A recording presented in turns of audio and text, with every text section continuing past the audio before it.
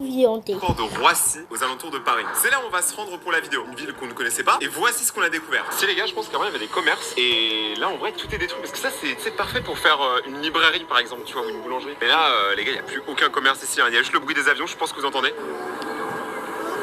Toutes les 10 minutes. C'est vrai, l'endroit est très étrange. Il paraît vraiment abandonné, on dirait que chaque maison c'est un squat, mais il y a quand même des gens. Pas beaucoup, peut-être 10 personnes max, mais il y a quand même des gens. Courage à eux d'ailleurs, en grosse force, parce qu'il n'y a rien à faire là-bas. Ce qui m'a choqué particulièrement, c'est que l'endroit est vraiment vide partout. On sent vraiment que s'il m'arrive un truc là, personne ne viendra m'aider. Il y a des tags partout, c'est globalement sale et il n'y a aucune boutique d'ouverte dans cet endroit. Ah ouais. Je pense que 80% de l'endroit est squatté, vraiment, je pense. Pas sûr, hein, mais après, en fait, le truc, c'est qu'il y a plein d'endroits où on hésite de rentrer parce que d'un côté, ça peut être un urbex abandonné. D'un autre côté, pourquoi? Genre, il y a des trucs où on sait pas si c'est habité ou pas. Genre ça, par exemple. Vous me direz, c'est pas habité, les gars. Mais je vous jure qu'on en a fait des urbex et que ça, c'est possiblement habité. Surtout par des fantômes, honnêtement. Et les gars, nos graffeurs, ils ont du talent. En vrai, c'est très stylé.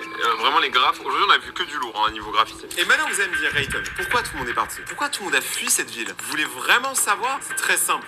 L'aéroport de Roissy. Comme je vous l'ai dit au début, cette ville est à côté de l'aéroport de Roissy, qui est un énorme aéroport, voilà. Et quand je vous dis qu'il est à côté, toutes les 10 minutes, mais vraiment littéralement 10 minutes, tu entends un bruit énorme d'avion. Alors là, il a pas l'air, mais il est vraiment proche, hein. Déjà, je suis obligé d'osser la voix pour être sûr qu'on m'entende. Les gars, vraiment, les avions sont très proches. La caméra est un grand angle, donc regardez, ça donne un peu cet effet-là.